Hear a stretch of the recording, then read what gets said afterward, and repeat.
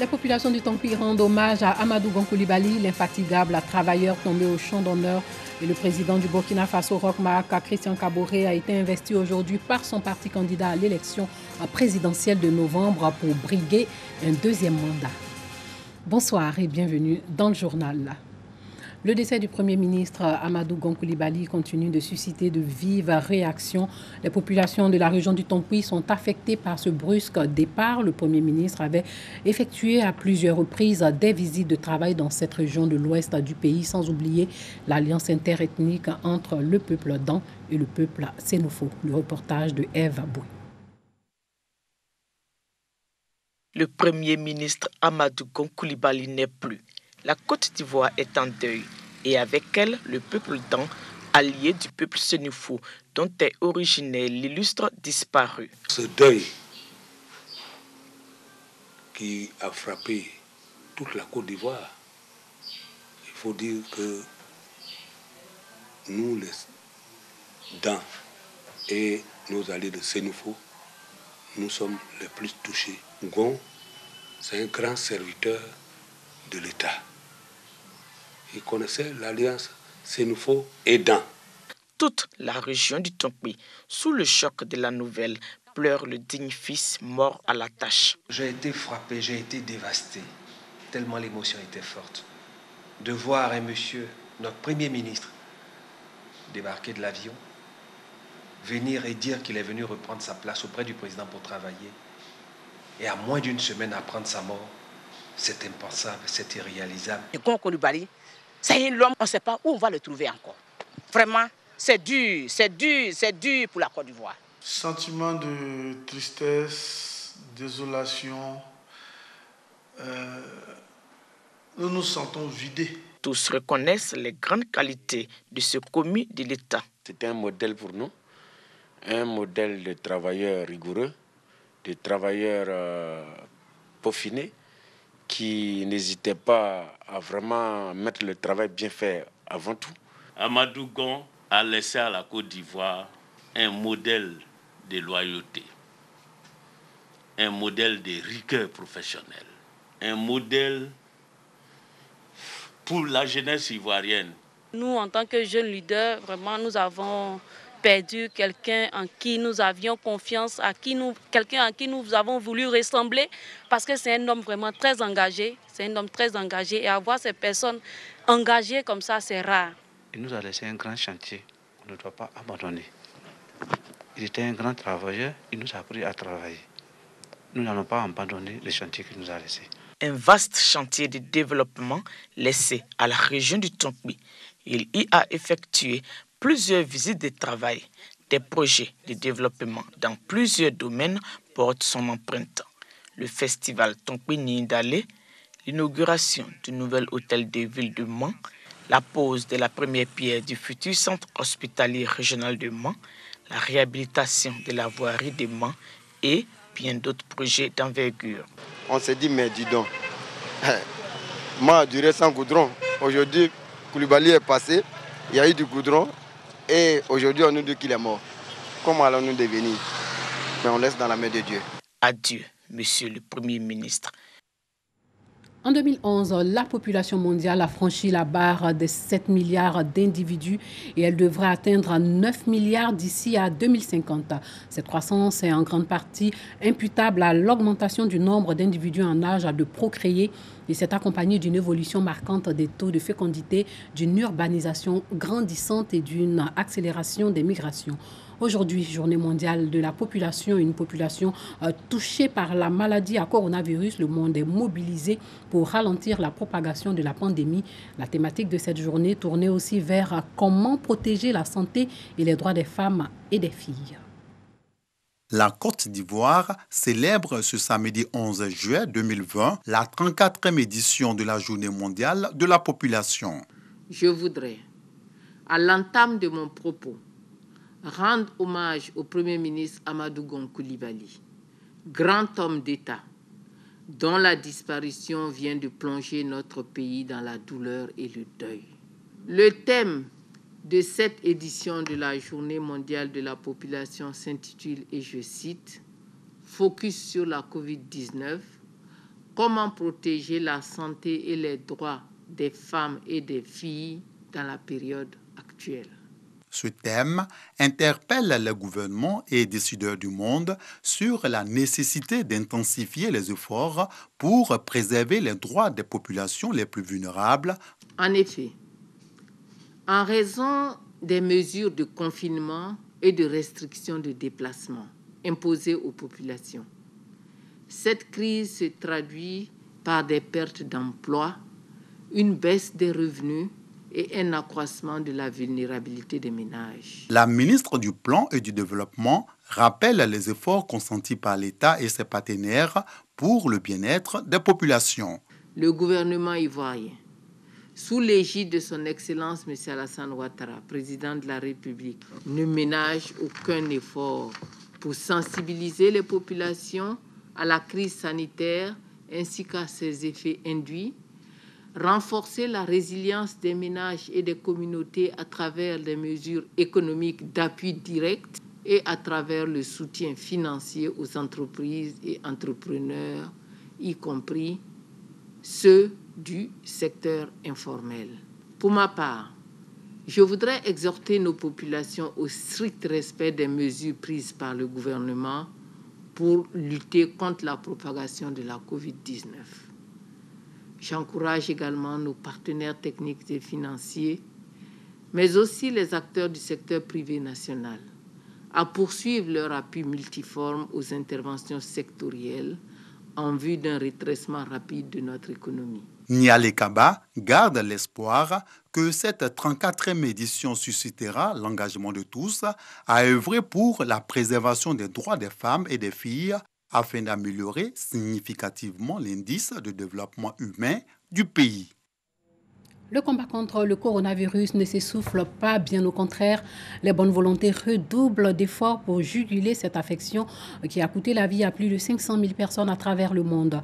Les bénévoles de la Jeune Chambre internationale à Abidjan étaient au grand marché Cocovico d'Angré, 8e tranche dans la commune de Cocody, pour justement distribuer des autocollants aux chauffeurs de taxis communaux en vue de les sensibiliser aux dangers de la maladie. Les bénévoles de la Jeune Chambre internationale Abidjan-Ivoire font une campagne de proximité.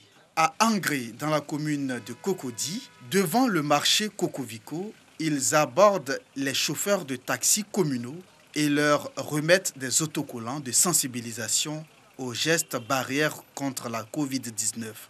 Contre la maladie, je veux que la maladie finisse à le jeu. Voilà. Je veux que la maladie finisse pour que moi-même, un chauffeur, d'en bas, je prenais 4 places, maintenant je prends 3 places. Ça ne m'arrange pas, mon carburant, ma recette, c'est pas facile. Moi-même, là, je ne gagne pas. Je sors perdant le soir. Après les taxis, les bénévoles de la JCI investissent l'intérieur du marché où ils distribuent des cache-nez et délivrent des messages de sensibilisation. Les populations sont très réceptives parce que de leur retour, il en ressort qu'elles ont été toutes affectées par cette crise. Leur commerce a été affecté et dans notre message, nous insistons sur le port du cache-nez parce que dans ces zones-là, il y a de l'affluence, il y a du monde. Donc nous insistons sur le port du cache-nez afin de pouvoir éviter que le virus ne se propage en fait dans ces zones-là. 500 cache-nez sont distribués aux vendeurs et vendeuses du marché Cocovico. Mais avant cette action, la Jeune Chambre internationale Abidjan-Ivoire a offert des vivres et non-vivres aux populations du quartier Kampala, non loin du pont Soro, toujours dans la commune de Cocody. Aborder un autre sujet, les populations de Krignaravogo dans le département de Korogo pourront se rendre plus aisément dans le chef-lieu de la cité du Poro dans le nord du pays. La Direction générale des infrastructures routières vient de construire un dallo pour faciliter le déplacement des populations, ce qui favorise aussi les échanges commerciaux. Siekwasi, Jean-Marc Djadji. Krignaravogo, village de la sous-préfecture de Koni dans le département de Korogo. Les enfants ont dépeuplé leur école qui sert de site d'enrôlement dans le cadre de l'opération de la révision de la liste électorale. Ils ont découvert un nouveau centre d'intérêt au cours de ces vacances scolaires. Une infrastructure routière, objet de fascination pour eux à Krignaravogo. C'est un ouvrage qui permet d'entrer dans le village et d'en sortir en toute saison. Le temps qu'il n'a pas encore rangé la route là, c'était obligatoire d'aller tourner l'autre route là pour aller prendre mon Mercedes. Donc il y a des jours, par rapport à Calibran, quand je vois ça, je ne vais pas passer pour aller.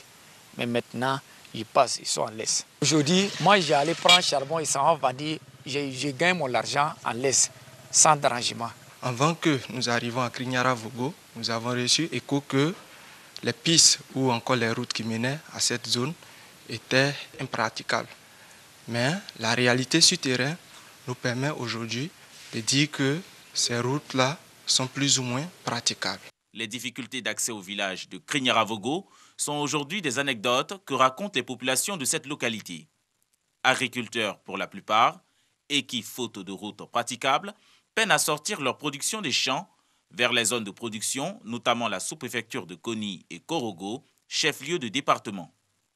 La Direction générale des infrastructures routières a effectué dans cette partie de la région du Poro des travaux de reprofilage amélioré des routes avec traitement des points critiques comme la pose de dallos et buses à certains endroits spécifiques entre Korogo et le village de Kwanvogo. Il y a été construit ce que les populations appellent un pont. En réalité, c'est un ensemble de dallos posés pour mettre fin au spectacle en période de forte pluie où la route est engloutie par l'eau qui sort du lit de la rivière qui traverse le village. En 2019, il y avait une coupure franche, précisément à cet endroit, au PK 4 km 400, et qui nécessitait de construire un ouvrage. C'est ainsi que nous avons construit en moins d'un mois un dallo de section 2x4x3 pour résoudre ce problème dans l'urgence. C'était dur, on passait par Koka pour aller à Korogo. Même si quelqu'un est malade, on passait par Koka jusqu'à pour aller à Sowo pour aller le soigner. Mais maintenant on passe sur le pont facilement. La voiture passe aussi pour venir prendre coton. De Korogo à Krignara-Vogo, passant par Koni, la route est belle et on y circule aisément. Transporteurs, commerçants et agriculteurs ne se font plus de soucis à l'emprunter malgré les fortes pluies qui arrosent la région du Poro. Chacun compte en tirer le meilleur profit et développer ses activités, convaincu que la route est un indicateur de développement et de progrès.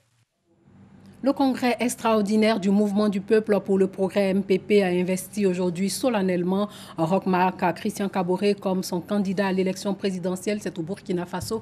L'annonce a été faite par le président du parti, Simon Compaoré, sous les acclamations des militants. Plusieurs milliers de militants du parti au pouvoir au Burkina Faso étaient réunis ce matin à Ouagadougou pour investir le président Roch Marc Christian Kaboré. Le palais des sports de Ouaga 2000, d'une capacité de 5000 places, était entièrement rempli par les militants du mouvement du peuple pour le progrès. Une vingtaine de chapiteaux dressés dans la cour accueillaient plusieurs centaines de personnes supplémentaires.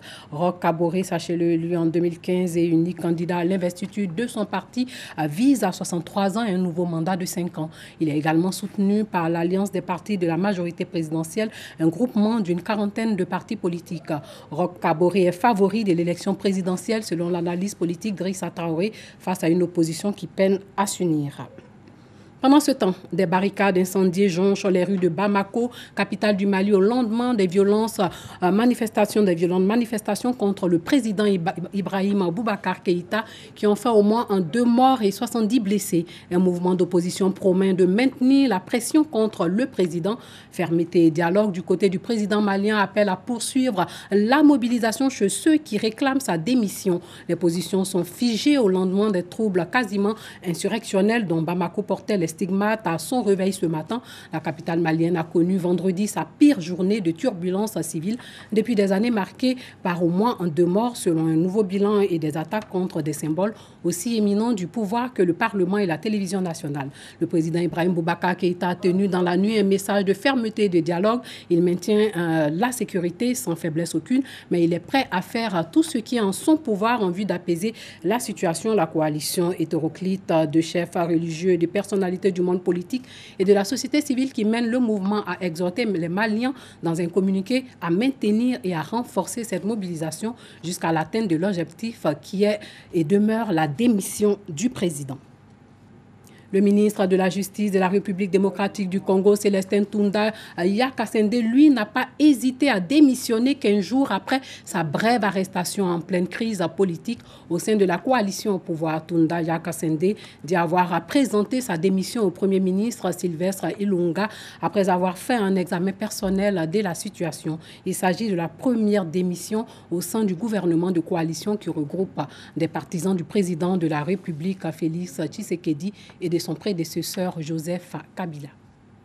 Voilà, c'est tout pour ce soir. Merci de nous avoir suivis. Portez-vous bien.